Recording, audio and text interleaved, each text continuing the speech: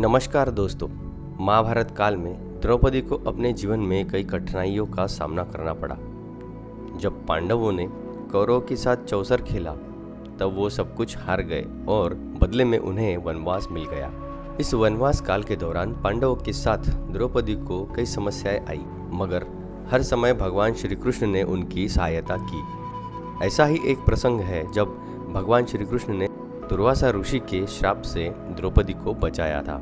दोस्तों, आज के इस वीडियो में हम आपको इसी के बारे में बताएंगे। नमस्कार दोस्तों, आध्यात्मिक वायरल चैनल पर आपका स्वागत है। अगर आपने हमारे चैनल को अभी तक सब्सक्राइब नहीं किया है तो कृपया इसे ज़रूर सब्सक्राइब करें, और आप भी मेरी ही तरह श्री राम जी के भक्त हैं तो कमेंट में जय श्री राम ज़रूर लिखें। दोस्तों, जब दुर्योधन और दुशासन भरी सभा में द्रौपदी का चीरहरण करने लगे तब स्वयं भगवान श्री कृष्ण ने उनकी सहायता की और उनकी लाज बचाई। इसी तरह श्री कृष्ण ने एक बार फिर द्रौपदी की लाज रखी। दरअसल दुर्योधन हर तरीके से पांडवों को प्रताड़ित करना चाहता था, इसलिए वो नई नई योजनाएं बनाता रहता था। दुर्योधन ने पांडवों को मारने के लिए लाक्षागृह भी बनवाया था। तब विदुर जी के कारण पांडव किसी तरह बच गए।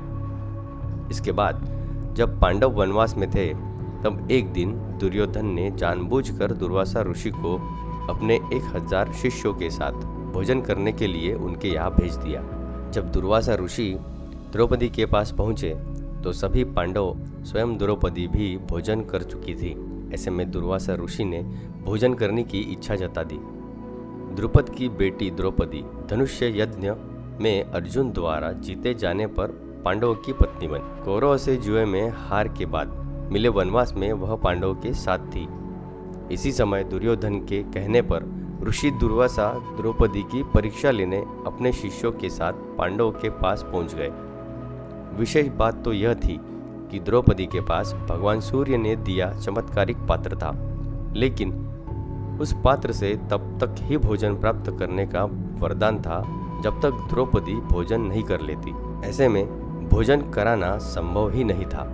तब पांडव दुर्वासा ऋषि के श्राप की आशंका से चिंता में पड़ गए। पर हमेशा की तरह इस संकट में भी द्रौपदी ने भगवान श्री कृष्ण को ही याद किया।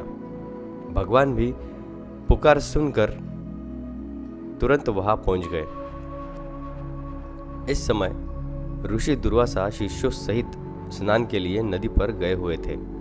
श्री कृष्ण ने भी आते ही भूख लगने की बात कहकर भोजन ही मांग लिया।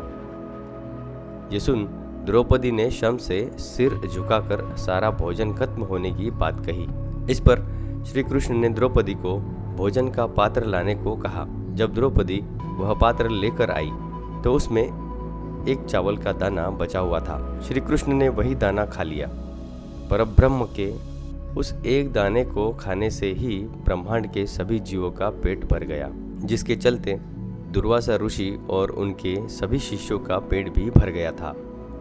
इसलिए दुर्वासा ऋषि अपने शिष्यों सहित वहां से वापस लौट गए, और इस तरह भगवान श्री कृष्ण ने द्रौपदी की वनवास में भी लाज रखी और द्रौपदी को दुर्वासा ऋषि के श्राप से बचा लिया। दोस्तों, आज के लिए बस इतना ही। अगर आपको ये जानकारी अच्छी लगी हो तो कमेंट करके ज़रूर बताना, और इस वीडियो को लाइक करना मत भूलना। ऐसी ही नई नई जानकारी के लिए हमारे चैनल को सब्सक्राइब ज़रूर करना। धन्यवाद।